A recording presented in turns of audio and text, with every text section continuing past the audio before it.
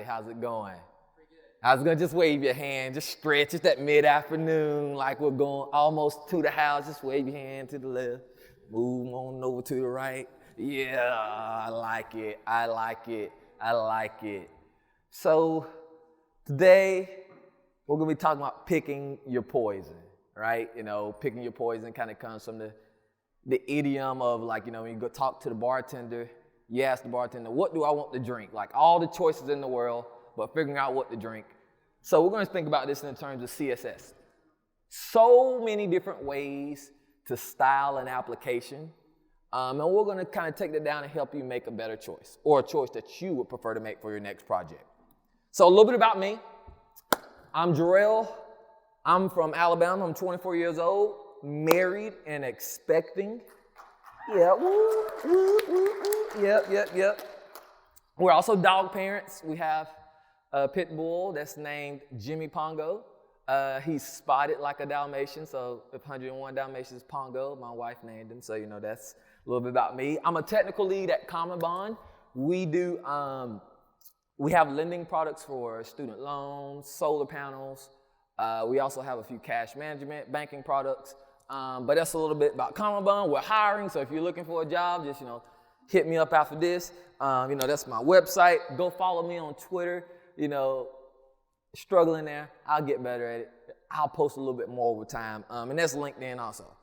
So what is this talk about, right? This is the good stuff. It's going to be a nice, critical conversation, right? We're going to do some polls. Everybody likes a good little poll here and there. We're going to talk about actually picking your poison, and then the potential poisons or CSS paths.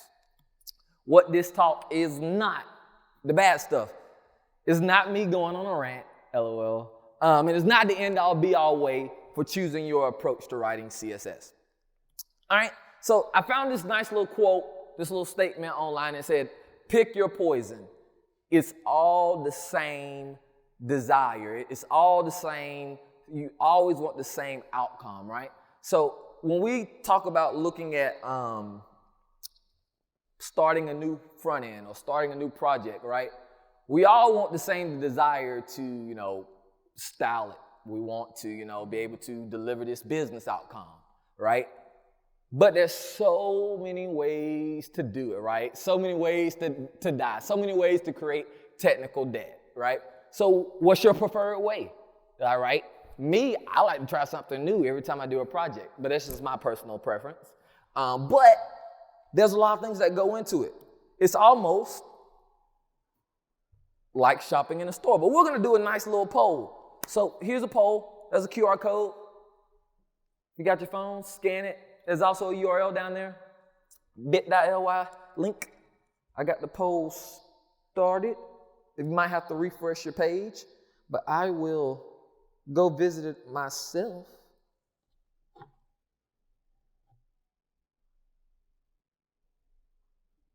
So we can see the nice little results. Oh, you need the QR code, that's fair. All right.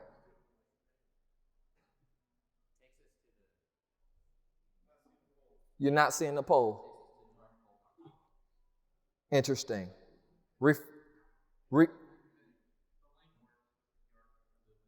The link works? Okay. QR code. Blasted QR code. Sorry. The link works at least. It may take you like 2 more seconds. At least our URL showing it, right? I should have used Tailwind.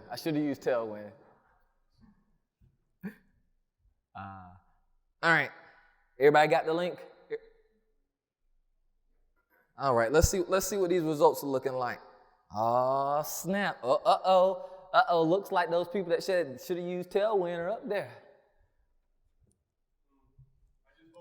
You just voted? I like it, Chris. All right, look at that. We got some results. Look at these results. They're coming on in. Oh, it's a live poll. We got a lot of SAS users. Oh, snap. It's off to the races. I think SAS for the win. All right, nothing wrong with that. So we got a lot of good SAS fans out here. So, like, choosing what to do with CSS is like walking in a store. Like, back in the day, before like Amazon showed up, right, there was this experience of going to Best Buy or Walmart, and you were going in and there's TVs all out Best Buy. Like you got all kinds of brands. You got Sony, you got Vizio. What is out there now? You got the Roku TVs, Hisense. Let me see if I can think of another one. Samsung, LG, everybody, it's all kinds of brands out there, all right? Then you think about that brand of TV, all right, do I want, 55-inch, 65, 70, I think they're up to 80 now. Watch this, do I want the TV that comes with this set of sound system, subwoofers? Do I want the TV that has this specific sound bar? Do I want it with a TV mount, right? When I go into the store to think about buying a TV, it's a lot of analysis paralysis, huh? Everything looks so good. All the options seem like they work. But it's just never that simple, right? So you have that nice little salesman that walks you through the process. Kind of makes it a little clear for you. So I hope to make it a little clear for you today. So watch this. We just talked about going into the store and I'm buying a TV, right? There's a bunch of different things that go into me making my decision about buying a TV, right? What size is it? What brand is it? Which wall in my house is it going on? Is it going on a, entertainment center? There's a lot of different factors that go into it. There's a lot of factors that go into our choices of using in CSS frameworks, right? Or which way I want to write CSS. One key being, am I working with a designer, right? Am I prototyping, building an MVP? Am I really building an enterprise application? Am I integrating with a CMS? Am I planning to use a JS framework? Do I need to use a JS framework? And watch this. What browsers do I need to support? How many people used the library before and they didn't support the browsers you need to use? Oh, nobody in here? Come on now. Let's be honest. All right. But there's a bunch of different factors that go into that. And then when you really take a step back and look at it, it's like, all right, how much effort do I want to put into this thing, right? And when you look at effort, this is kind of what I like to look at, how to choose which styling approach to take for my next application. Do I want a lot of effort? Do I want to use an ecosystem, which is going to be a low amount of developer? It's supposed to be a low amount of developer effort. Do I kind of want to use CSS and JS? It shouldn't be as much developer effort, but it ends up being a little bit more than you think. And some people say rolling your own requires a lot more developer effort. Those CSS purists out here, we got any CSS purists in the room? They're probably all sitting at the same table. They are. They are. But in the grand scheme of things, guys, what it turns out to be, because we're developers, we overcomplicate things. So in the grand scheme of things, instead of it being, using an ecosystem as low effort, guess what it ends up being? High effort. It always ends up being high effort because we over-engineer, right? So we're going to look at these three different distinct styling approaches. And, maybe you find out what your niche is and how you approach applications, right? All of us are going to approach an application a little bit differently, but maybe there's some more details here that inform how you want to approach styling in your next application. All right? So rolling your own. All right, rolling your own is highly flexible. Let's go ahead and be honest about that. If you're rolling your own CSS, you have the gamut of choices to do, right? I can decide if, I want to use the latest, I can use Grid, right? Grid wasn't available in some of the latest browsers recently. If I was wanting to use Grid, with Tailwind, right? Tailwind locked you into a certain version, or Material UI, or like certain CSS and JS implementations, right? You were locked into using whatever browser version maybe that framework supported or that library supported. So rolling on is highly flexible. It's easy to get started with, but hard to do well, right? I can open up a CSS file and I can just write a class name and then put styles in it. But when I start talking about scaling that out for an enterprise application, it becomes quite tough.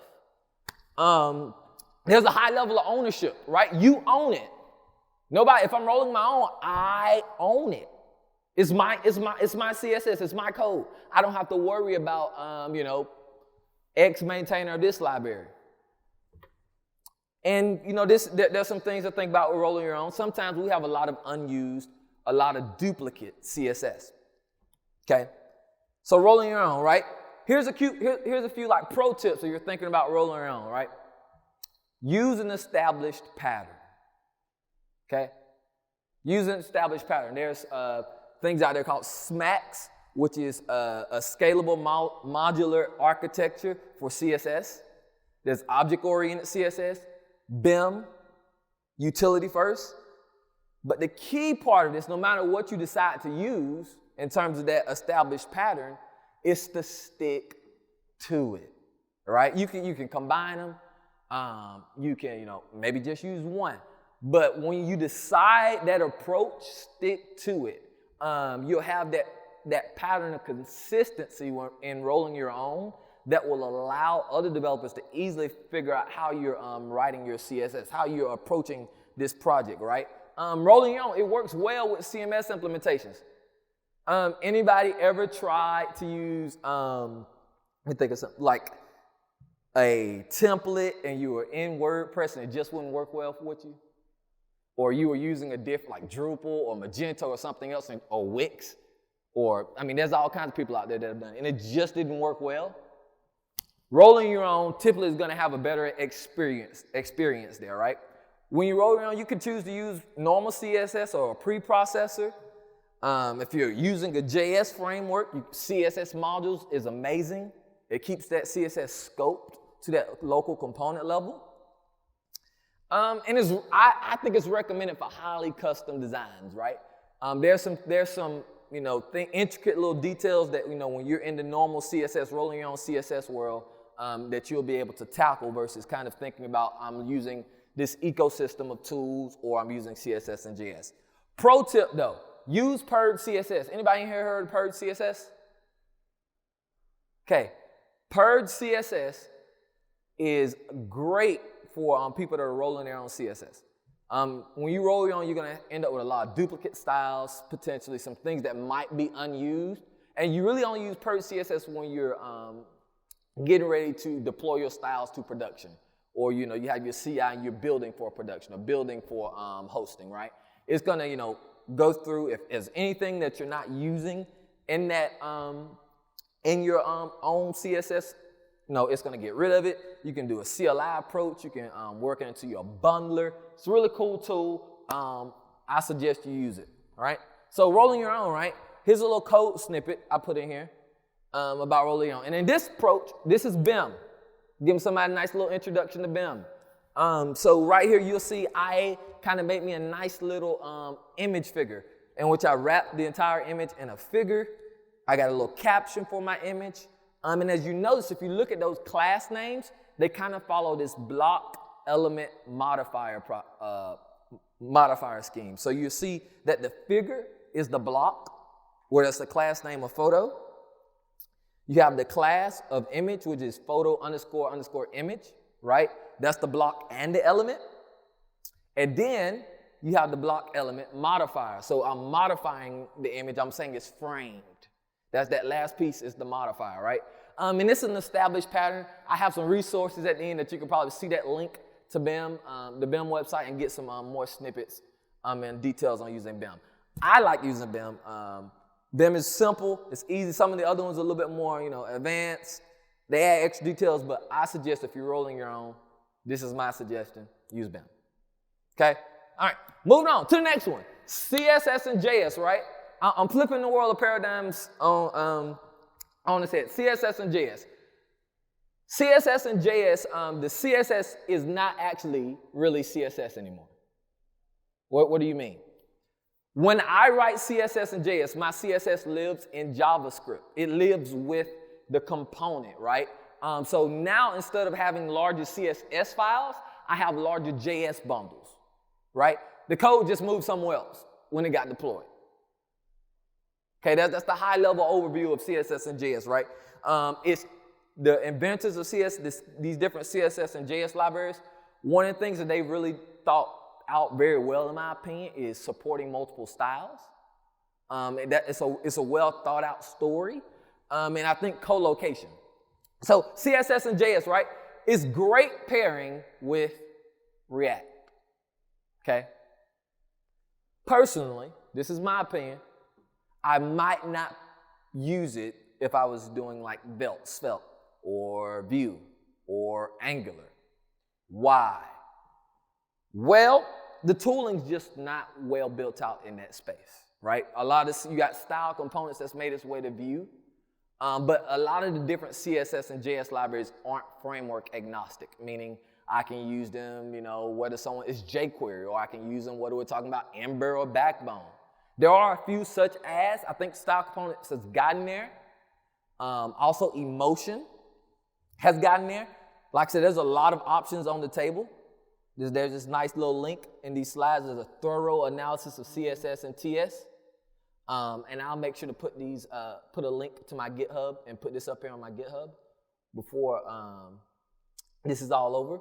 But there's a nice little analysis of all the different CSS and JS options and how to use them and how they work. So let's go back to our presentation though.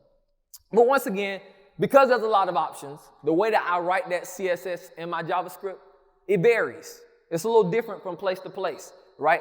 That syntax, here, it may be closer to real CSS.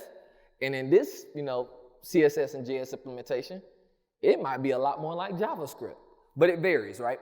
So another key thing about it, though, it does dynamic styling very well, right? It's like CSS and JS is a JavaScript implementation, in my opinion, of SAS,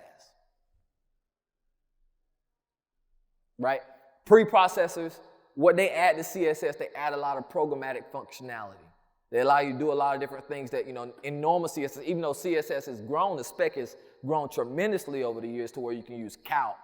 There's a lot of other different tools where you can do calculations inside of plain CSS. But SAS has done a lot of that pre-processing work for you. CSS and JS, doing the dynamic, programmatic functionality like if-else is a lot of complex logic. CSS, JS handles that very well. All right. Here's a nice little another snippet, right? This is style components, which is a very common one. And you'll see with the CSS and JS implementations, they highly leverage a JavaScript feature called template literals. Template literals is, if you look at your nice little keyboard, there's like a tilde and a backtick. When you write a backtick in JavaScript, you can then use, a dollar sign and a curly braces to input variables and do calculations inside that, do expressions there. So, because of template literals, they, have allowed these CSS and JS implementations to allow us developers to write plain CSS inside of JavaScript, files, right? So now that we can write these inside of JavaScript files, we have, if some people, which it works for some, may not for everybody, my styles, my logic, all that thing is co-located on one file, or maybe one set of folders, to each his own. But I can determine how I want to write my CSS. I get a nice little view of all the different things that's happening with my component. All right. The last kind of major paradigm, I flipped this thing on its head, that's using an ecosystem, right? Using an ecosystem. An ecosystem is going to be pretty much a library of pre-developed styles markup, right? It's owned by somebody else. You think you own it, but you don't really own it. Whatever they do, at some point in time, you're going to end up having to do. And what I mean by that is, like, for example, if we're talking like, let's say we're talking like Material UI, right? If their inputs have this certain kind of functionality that happens, right? In terms of how they, render accessibility labels and all that good stuff. You're locked in to how Material UI does that, right? That's something about using an ecosystem of tools, right? But there's different level of opt-in depending on which ecosystem you go into, right? With Tailwind, you might be able to adopt Tailwind CSS, but not maybe some of the other tools. Maybe you're talking like there's a new kind of set of tooling out there developed by modules, which is like Stitches and Radix. I don't know if anybody heard of Stitches and Radix. Anybody in the room? Nobody? There's a new set. There's cool new set of tools out there that, allows you to have different levels of opt-in. A lot of things that come with one of those kind of downsides of using the ecosystem, there's a lot of similar websites on the web, right? Everybody, when they write, Bootstrap or Tailwind, a lot of people don't override the defaults. So we end up with a lot of similar websites. However, having a lot of similar websites means a lot of people are running into what? Similar issues. So you have these nice big communities built around these ecosystems of tools, right? So using an ecosystem. Pro tip, here's another pro tip.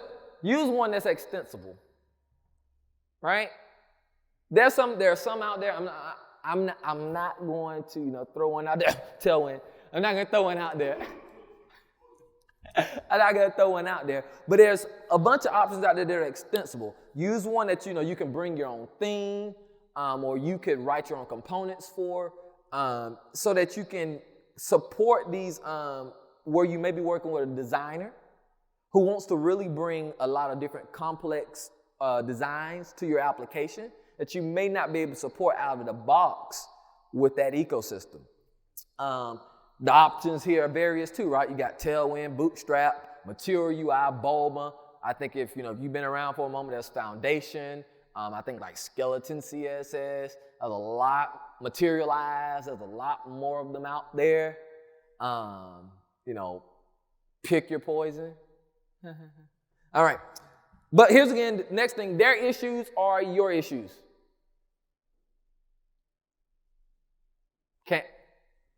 Can't overstate that anymore. Their issues are your issues.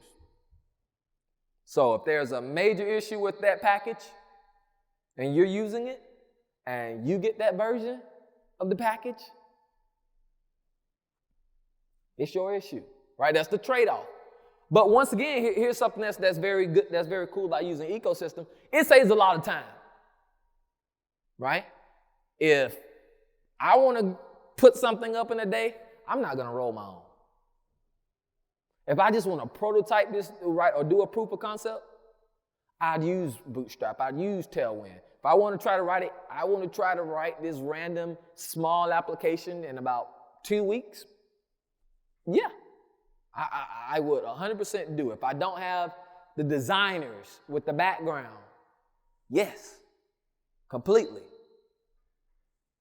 If I'm in a bigger shop, if I have, designers, competent designers, people that, are really good at, doing accessibility from a design standpoint, I have those, I have a dedicated team.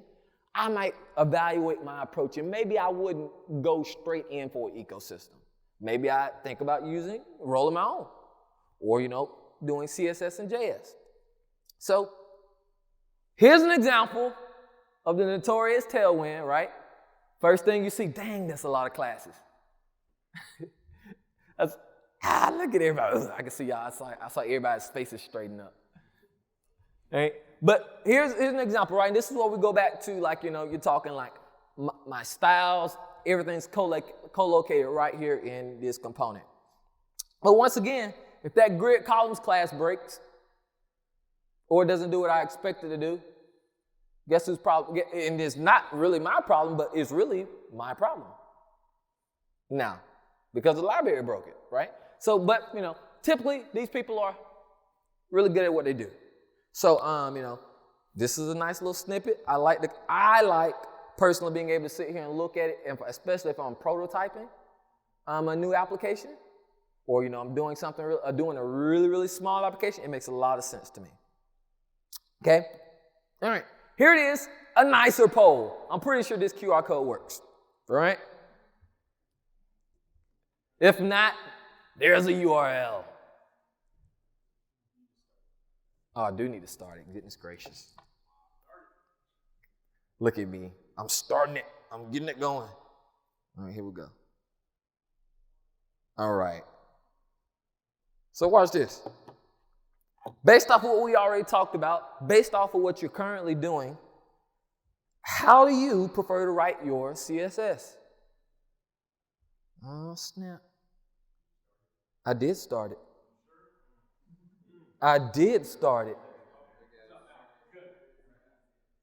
All righty. Let's see, I think that's that poll, yeah. It is started. Let's go view some results. Ah, snap. Ah, snap. Man, I guess not many people like writing CSS and JS, huh? No. But there's something interesting. I want to see if we can do some correlation. How many people in here work with a team that might be less than 10 developers? All right, keep those hands up. Everybody that's right there. All right, lower your hand if you're not using an ecosystem. Y'all see that nice little correlation? Small shops are probably going to reach for that. Okay, watch this. Raise your hand if you work with a team of designers. All right. Okay. Lower your hand if you're not rolling your own. All right. We didn't get as many hands to lower, but I look back this way, most of those stayed up.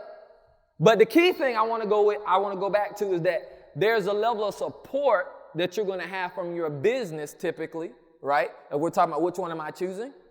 I might have a different level of support where I might not feel confident or trust that my designers know enough about doing this thing. I might need to use an ecosystem. Or watch this. I might be the only front-end dev on the team. I probably should use an ecosystem. You know? So, different trade-offs there. All right, let's go back. I'm almost done. All right, but back to it here at the end of the day, right? No matter what you do, especially if you're working on a project by yourself, pick your poison. It's your choice. It's a choice. Every day, everything we do is we're going to make mistakes. Each opportunity is a time to learn. It's a time to figure out, all right, I did this wrong. I won't do this that way next time. I'll try something different, right? I fell in love with Tailwind. Maybe I won't fall in love with it for this next project because it wasn't a good fit, right? It's not all the tool, and this is something I like to teach developers and show developers. Use the best tool for the job, right? You use what's best for the job. So pick your poison. At the end of the day, we all want to build cool applications. All right? Here we go. Questions. What's your favorite CSS framework and why is it Tailwind? All right. So my favorite CSS framework is Tailwind. Okay. Why is it Tailwind? Okay. My favorite framework is Tailwind. One, because I have historically worked in small teams. One. Two, I've historically done a lot of prototyping.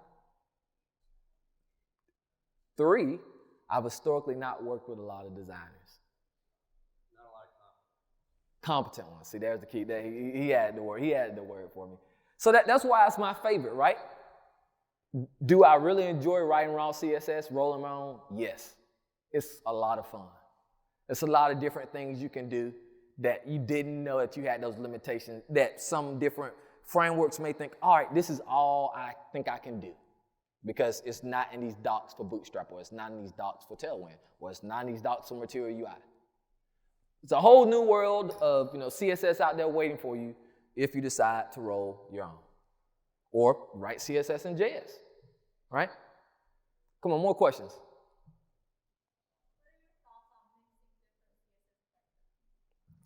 My thoughts, I think it's a good idea, right? Like, if we talk about Smacks, right? Smacks is much more on that how am I structuring it, right? Like, do I have my layouts, my themes? I think layouts, themes, and then you take BIM and you combine it with that, right? You combine it with that, all right? Now I kind of have, some of these in a co-located place, right? I'm thinking like with Smacks, the placement matters. Versus like, with object-oriented CSS, right? It's thinking, all right, my container style needs to be separate from my skin style, right? Theoretically, they're all using that same mentality and approach. And And I'll come back and answer your question again because I think you meant like combining the other ones, correct? Did you mean like CSS, combining CSS with JS with rolling your own, or did you mean like SMAX with BIM with object-oriented CSS?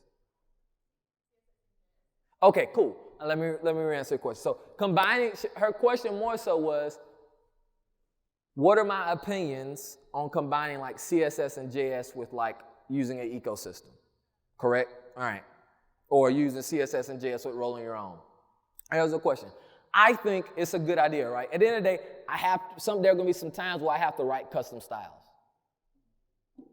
right? How many applications have you ever written and not wrote a custom style?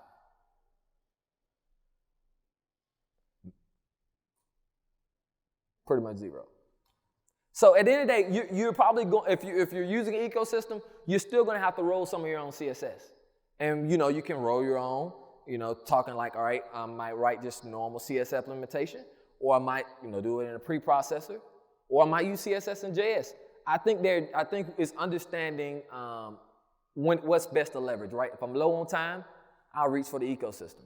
If I have some time, I really want to look at, making sure that this is something I can take with me, right? If I leave React world and I'm doing something that only using a CSS and JS implementation that only works in React, what does this look like when I want to do it in, Svelte? Or what does this look like when I want to use it in Vue? So I really think that conversation, they can work well together. I think it's really understanding what your toolkit, your tool chain looks like across the stack, up and down the stack. Sorry for getting mixed up earlier. Any more questions?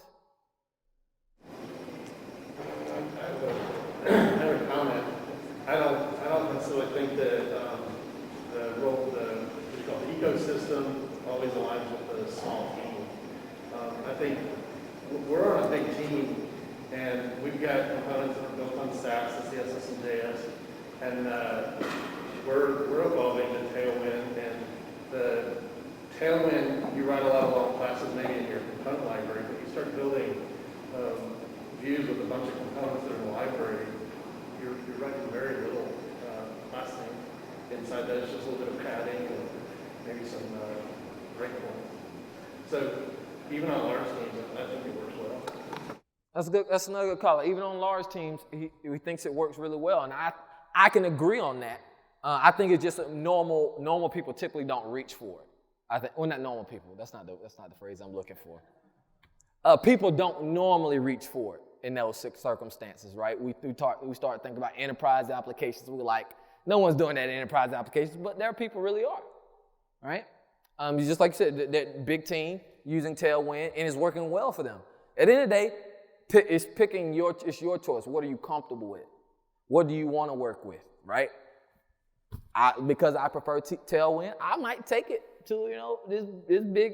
If I go work for Google and I'm like, hey, we should use Tailwind, they can probably look at me like, no. But I try anyway because it's my poison. It's what I want to use. So I'm gonna try. But I'm still gonna work on what we have because it's fun at the end of the day. Any more questions?